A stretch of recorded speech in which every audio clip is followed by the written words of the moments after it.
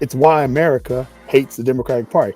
There are five reasons why um, America hates the Democratic Party. And my good friend Black Uhuru here talked about a little bit about it when he says that the Democratic Party tent is too large. That's sort of the reason why, but here are the five real reasons why. Joining me right now is Newark Councilman Ronald C. Rice. Joining me again, our Newark Councilman Ronald C. Rice. Joining me now from D.C. is the Senior Director of Government Relations for the National Alliance. He is Ron Rice. First of all, the Dems lied to us about Joe Biden. Number two, the 100-day campaign that was Kamala Harris. Number three, the nation does not believe the Dems represent working class America. Number four, the Democratic Party represents special interests over their constituents, right? And that's a major problem as well. And the fifth reason why is, sorry, I'm reading my notes in the dark here, folks. The campaign style is outdated and doesn't belong in the 21st century campaign. So let's take it one by one. So the Dems lied to us about Joe Biden. Folks, we all know that Joe Biden had no business seeking a second term. The mind is there, the acumen is there, but the delivery, the ability to respond, the ability to deal with questions is gone, right?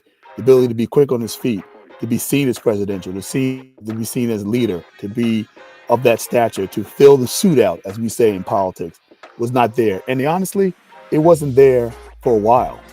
But the Democrats in the party, the Nancy Pelosi's, the other folks in the party did not let on to that. Indeed, Joe Biden was supposed to have been a one-term president. I think the Democratic Party believed that he was their best bet, their strongest bet, to fend off a Donald Trump challenge, which they knew was going to be strong. They had a new candidate, a novice candidate, someone who had never weathered the storm of a national campaign, would get eaten up by Donald Trump. And that may be true, but that's what happened anyway. And so because of that, because there was not a vibrant primary, because there was not a real knock 'em out, drag 'em out fight, and then a victor emerging, and instead it was bestowed upon somebody who I thought was an able candidate, but an able candidate had a short amount of time.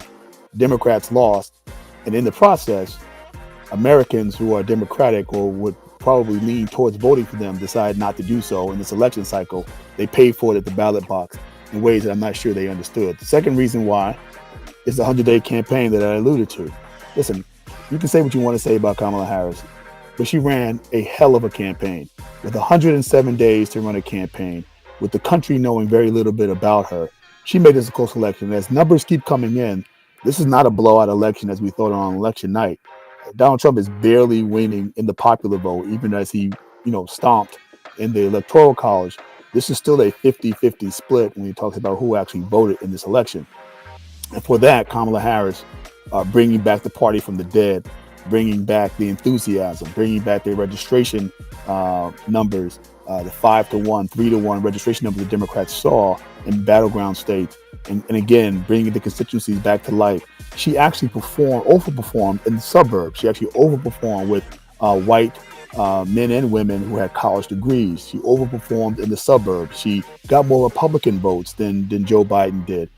These things were thought would never happen. She beat handily Donald Trump in their only debate that they had, right? So there were things that she was able to do, things she was able to accomplish that I don't know if any other candidate would have been able to accomplish. But still in all, it was a 100-day campaign.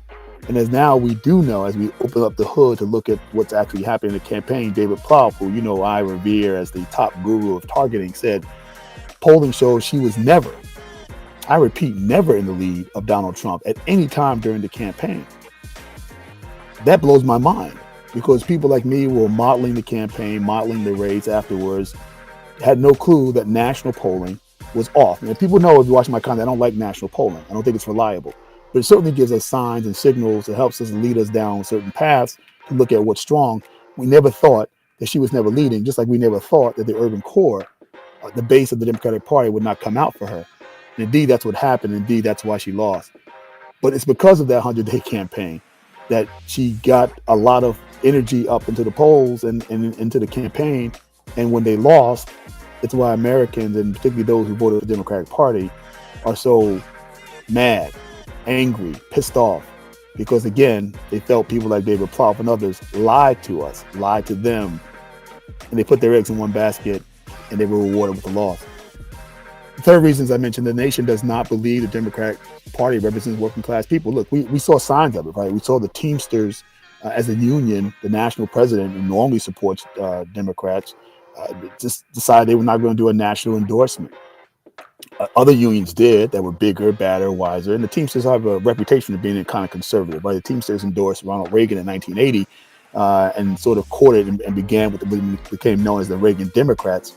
So they've always been a lot more conservative, a lot more, the building trades and the other kind of trades. They're always a little bit more conservative than your average traditional progressive Democrat or liberal Democrat. They're always more conservative. They were big Bill Clinton supporters, big DLC supporters, Democratic Leadership Council supporters. But the Teamsters not supporting them was something that we should look at. Then we saw Latinos, right? And then we saw black voters. Now listen, black men did their job, right? Contrary to what people were prognosticating, along with black women. But the share of black voters, share of black men that were going to Donald Trump increased. Latino men obviously was a bad number. But it's because they don't believe the Democrats really represent working class values anymore, working class citizens.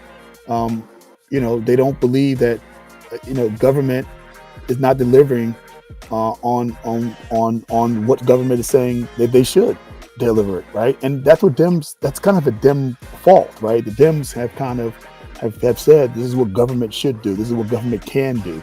Government should do this, government should do that. That's not a Republican talking point, that's a Democrat talking point, right? And Democrats in a lot of people's minds have not delivered. Doesn't matter they delivered on infrastructure. Doesn't matter that they delivered on some of the big ticket items. People are not feeling it.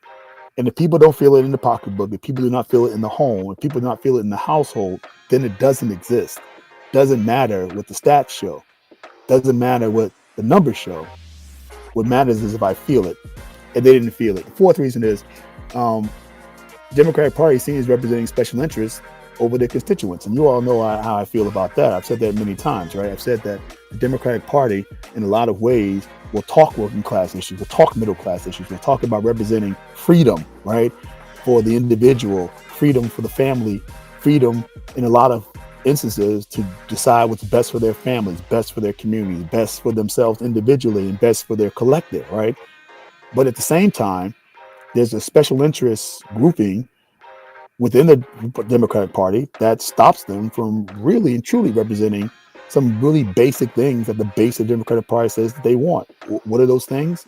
I give you that example regularly. Charter schools and public school choice. It regularly polls 65 to 75% amongst African Americans and Latinos. This is what black and brown parents want. Working class black and brown parents who don't have a lot of options in their life. They don't have a lot of freedoms in their life. They don't have a lot of choices in their life. And by a huge number, they support having more options because they recognize what seemingly the political establishment of the Democratic Party does not recognize. And that is that they want new options to get out of poverty. And they know education is the way to do that. And their options in terms of the zip code neighborhood school mandate that you must attend the school no matter how bad, no matter how dangerous, and that is in your zip code, that is the school you must send your child to when they are crying and hue cry out to the Democratic Party to help us with that. The majority of the Democratic Party does not only not listen, but they send their own kids to other schools outside of those districts, outside of the districts that they actually oversee, besides outside the district they actually are over and are elected officials over, right? And people see the hypocrisy. People see the hypocrisy of choice for me, not for thee, right? In terms of social issues, we talk about the moral issue. We talk about the issue of abortion. Abortion and most Americans are pro-choice, but it's really a 50-50% split.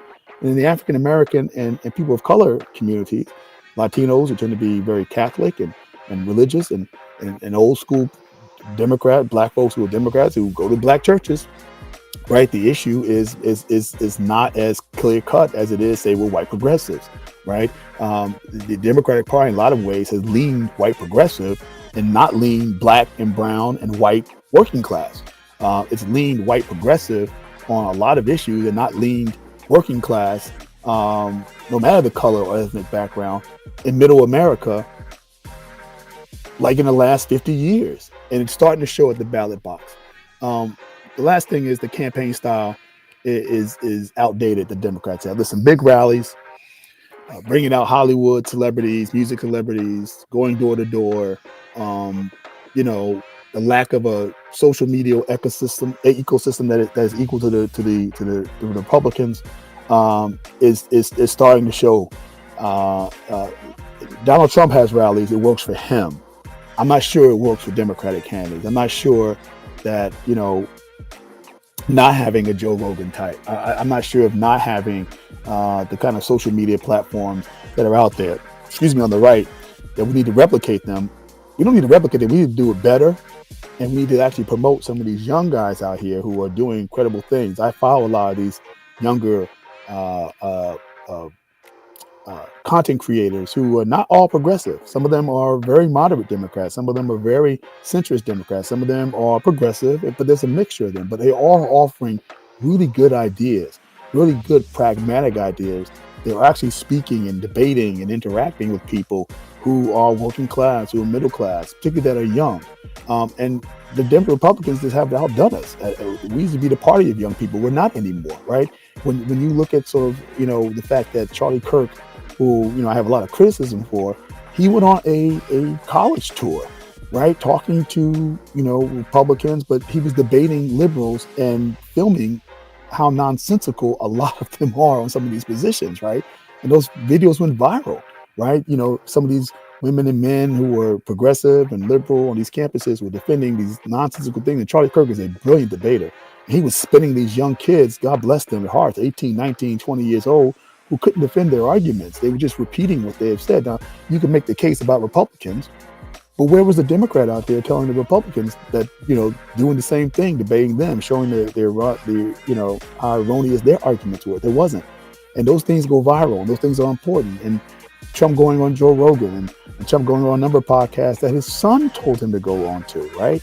Moved people more than Kamala Harris going on Howard Stern. I'm a big Howard Stern fan, but Howard Stern does not appeal to that younger crowd anymore. He's in the twilight of his career. He's not the outrageous shock jock that he used to be.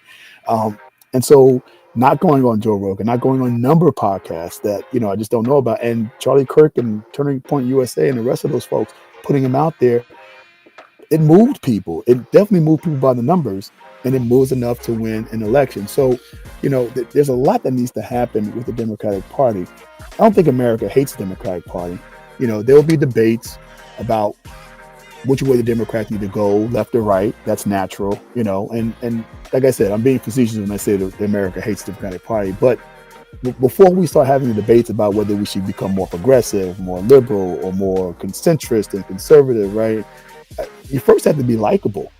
You first have to be believable, and I just don't expect a Trump failure. If Trump is a failure in office, for those voters to come back to the Democrats, because what is not talked about in a lot of media places, which we're going to talk about here, is because unless the Democrats become more likable, those voters are not coming back to the Democratic Party.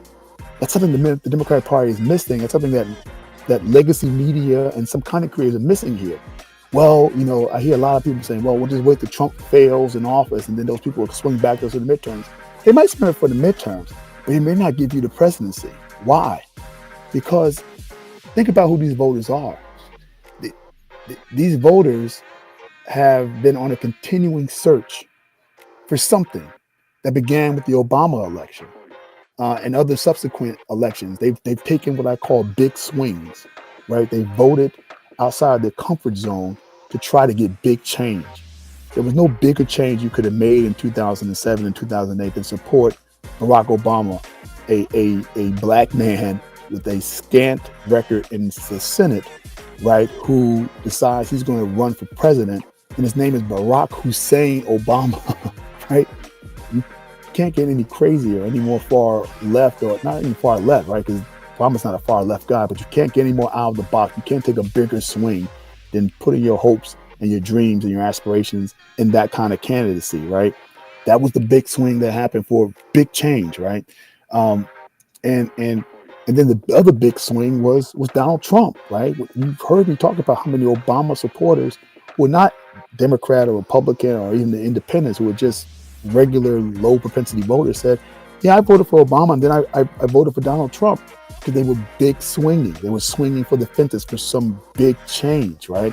And then after COVID and after all those things happened, they took another big swing with Joe Biden, right? Joe Biden was old. He was a vice president. He wasn't that whatever. It was in the middle of a pandemic. They swung for the fences because he said he could bring the country together, that he can nail a way, that he could work with Republicans, right? Because he had worked with them in the Senate. He had worked with them as vice president to pass Obama's priorities, right? They swung big. They swung big, right? And then the big swing back now is Donald Trump, right? That they say, look, I know all the things you're talking about, but I'm swinging big because I need to change my condition. There will come a time eventually where America will just not only stop swinging big, America will stop playing the game. And that doesn't help the Democrats at all. And it bodes negatively for the party in the future. All right, let's get on to the next one. This is Curious Formula, and you're here on Wednesday Night Live. One thing for me. Well, I want you to do three things for me. I want you to subscribe, like, and comment below.